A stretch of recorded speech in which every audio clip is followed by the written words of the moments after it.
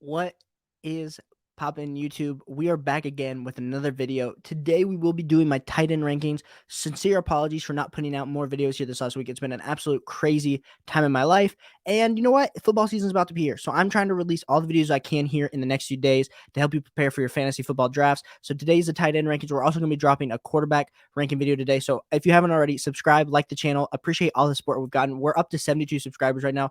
We are trying to get to 80 by the start of the season. As always, appreciate all the support and let us jump into this intro. Let us go.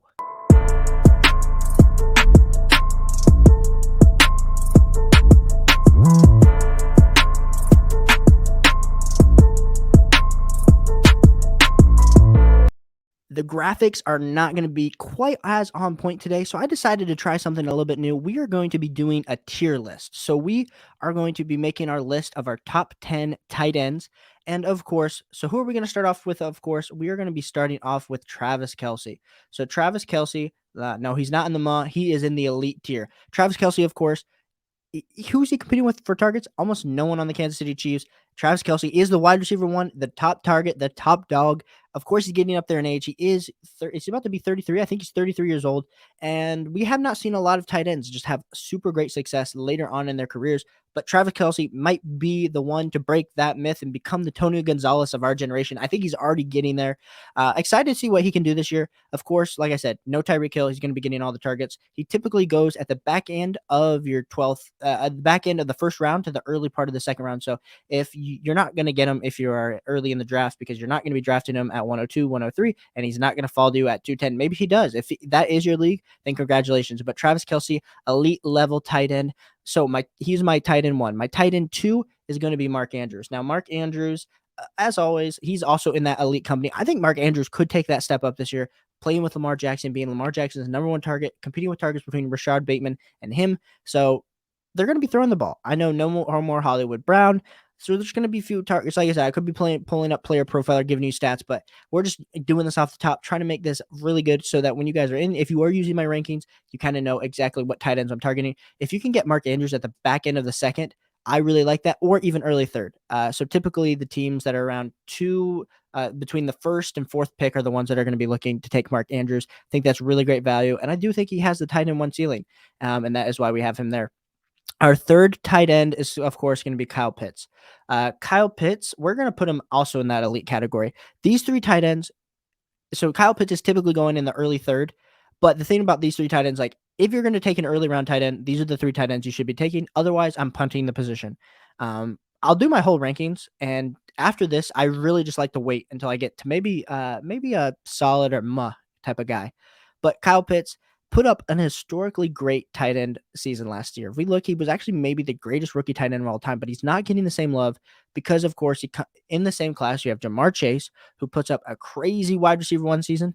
And the thing is, if we would evaluate Kyle Pitts as a wide receiver, we would probably be putting him as a wide receiver 6, wide receiver 7 on our dynasty rankings. But since he is a tight end, I know everyone probably has him as their tight end one in dynasty, but just for fantasy purposes, I don't think we fully appreciate what he did last year. And the biggest thing with last year is he only had one touchdown. So imagine if this year, all of a sudden, he gets to 4 touchdowns. What's that going to look like? What's that going to do for his fantasy points? That is why I have as my tight end 3. I think it's great value, especially if you're able to get him in that early third round. So let's say you are the 304. Somehow Cooper Kupp falls to you. Grab Cooper Kupp. On the way back, you get Javonte Williams as your RB1. And then you're looking here in the third, none of your wide receivers that you like. Maybe A.J. Brown's already off the board. And then all of a sudden, Kyle Pitts falls right into your lap. I think that is a great start to your team. And Kyle Pitts is my tight end 3. My tight end 4, this is going to be a little bit different. We're going to put him in the great category. We have Dalton Schultz. Now, I'm taking Dalton Schultz. I value Dalton Schultz above George Kittle and Darren Waller. I'm just going to say that. And I understand that's kind of interesting. That's kind of out there. That's a little bit different. Like I said, we don't evaluate everything based on what we see falling ADP wise, or what like Sleeper tells us to draft, or what your Yahoo or ESPN tells you to draft. Dalton Schultz is competing with targets with CeeDee Lamb. He was tight end 4 last year over the whole season. I need to remember his points per game thing, but like I said, don't have that pulled up currently.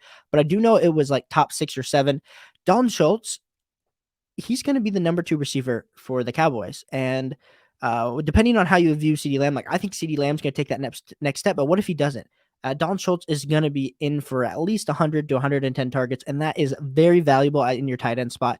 And the thing is, you don't have to draft him above Darren Waller and George Kittle. Your league mates are going to be drafting Darren Waller and George Kittle before they draft Dalton Schultz. So if you can I've been doing a few different drafts. So this guy, he goes anywhere between the end of the 5th round to the beginning, or between the end of the 5th to the end of the 6th.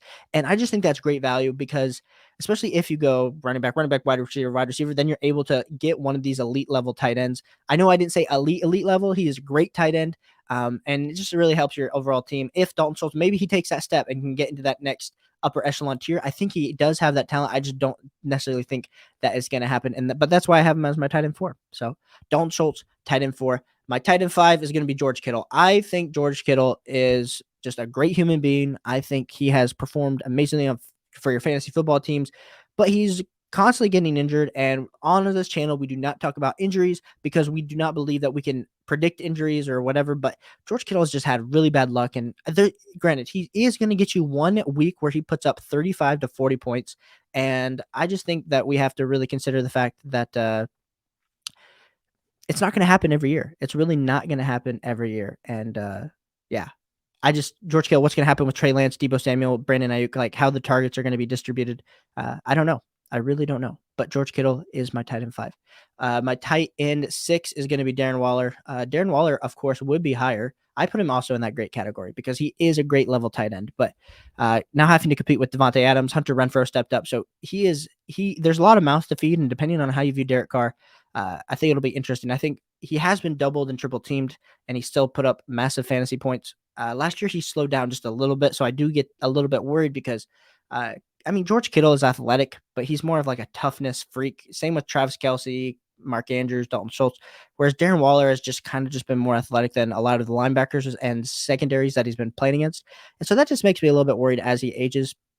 And maybe that is a wrong take, but yeah, Darren Waller is also a very solid pick. And maybe he goes off this year. Maybe he's the Darren Waller of old because now all of a sudden he's playing against single coverage. But Darren Waller is my tight end 6. And you're probably going to, like I said, you're probably not, if you have him this way, you're probably not getting any Darren Waller shares because this is typically where Dalton Schultz falls in the rankings. And then our tight end 7 is going to be my man, Zach Ertz. He is in the solid category, going somewhere in the 7th to 8th round.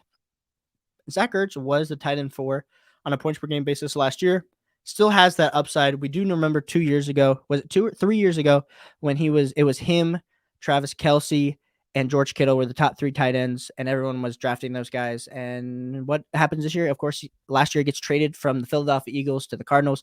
This offseason, DeAndre Hopkins gets a 6-game suspension. So all of a sudden, Zach Ertz is going to have 6 games where it's only him and Hollywood Brown being the main pass catchers. So do you think the first 6 weeks are going to be super solid for Zach Ertz? And that could really help your fantasy football team because, like we said, we want to get out to the fastest start possible so that we can get into that playoff contention and then stay there based on our smart waiver wire moves. Zach Ertz, just a very, very, very solid tight end. My tight end 8, and this is where we get a little bit interesting, is going to be Cole Kmet. Now, Noah, a good friend of the channel, loves him some Cole Kmet. He's a Bears fan. I love me some Cole Kmet because the fact is you're able to get Cole Kmet in the 9th or 10th round, late round flyer, but he is the tight end. He's the wide receiver 2 option on his team. Between him and Darnell Mooney, granted, who cares what the Bears – I care what the Bears look like because I think Justin Fields is a very underrated quarterback, but the Bears are going to be bad. They're going to have to throw a ball a lot, and who are they going to be throwing to? Their top weapons, and Cole Kmet is one of their top weapons. So Cole Kmet is another solid option, and that is why I have him as my tight end 7. I do think it's going to be a breakout year for Cole Kmet. So if you wait on tight end, Cole Kmet is my main target to look at. My tight end 9 is going to be TJ Hockenson. I put him in the solid, but it's close to being in the meh category for me, just because of the fact that there's been a lot of hype, of course. First round pick comes out, has a his rookie season back in 2019 had a very solid week against the Arizona Cardinals in week 2. And then he's just kind of battled injuries the last 2 years. And now we're all of a sudden going into this year. There's a lot of target competition now in the offense. If we looked at last year, we would have said TJ Hockenson was the only option there for the Lions. Whereas this year, of course, we do know DeAndre Swift out of the backfield, Amon St. Brown on the outside. They draft Jamison Williams. DJ Chark is also signed in free agency. We don't necessarily know what this is going to look like. Do we believe in Jared Goff still? Like, those are all questions I have. And so TJ Hockenson, with the way that he hasn't necessarily been super consistent the last few years, on top of the fact that we're worried a little bit about injuries. I know I just said earlier in the video, we do not take injuries into consideration when we're evaluating these talents. We look at the profiles, we look at how they've produced before, and then we also look at the team around them. And just based on the way that they've produced before and the team around them is enough to make TJ Hockenson all the way down for me at my tight end. Is this tight end 9? Yeah, tight end 9. I think he might go a little bit earlier depending if it's a Lions fan. But yeah, TJ Hockenson at my tight end 9. And now for my tight end 10, this is an interesting one. We are going to go with Dallas Goedert. I have him in the mug category. I know a lot of people are going to be super hyped because they've been waiting for Dallas Goedert to get all the touchdowns and all the touches as the tight end one in the Philadelphia Eagles system. And after Zach Ertz left last year, he did produce. I will say that. But of course, this year there is now the new added competition with AJ Brown. You got another year of Devontae Smith getting better, and so we got to think about what is Jalen Hurts like. I love him. I love his ceiling. So of course I should be higher on Dallas Goedert. I just don't think I am because I do not think it's going to actually change his fantasy outlook from last season. So that is why I have him as my tight end 10. And as always, we are only doing our tight end 1 through 10 ranking. So let me know, what do you guys think of this elite group? If you agree with me on any of these, please like and subscribe. We're trying to grow the channel. What are you doing if you're still here? As well as I will drop one more, just throw in, who is my tight end 11? If I had to pick someone after this kind of little tier, I'm just going to throw Dawson Knox. Put someone that's in a team where they're going to be in a lot of scoring positions. And what do we like? We like touchdowns. Tight ends that get touchdowns, especially when you're getting those later. Like all of a sudden, he catches one touchdown. He goes from having 4 points to having 12 points. And that could change your week. And I think Dawson Knox will get a lot of touchdown looks. Now, granted, I know Josh Allen in the end zone carries the ball a lot. They do have some very solid running backs competing for targets with Stephon Diggs and Gabe Davis and potentially new Isaiah McKenzie or Jamison Crowder. I just think Dawson Knox, he'll somehow find the end zone. He did find the end zone last year a little bit, and that is kind of my tier list. So let me know, who are you taking out of this group? Where are you looking to draft your tight ends? But I do appreciate you for sticking around. We are about at the 12-minute mark, so we will be ending this here. If you aren't already, check out my quarterback ranking video. We will be doing this exact same thing where I go through my tiers at quarterbacks, and I appreciate all of you and wishing you the best fantasy football drafts, and we are going to crush it this season. So stick around, and we will continue to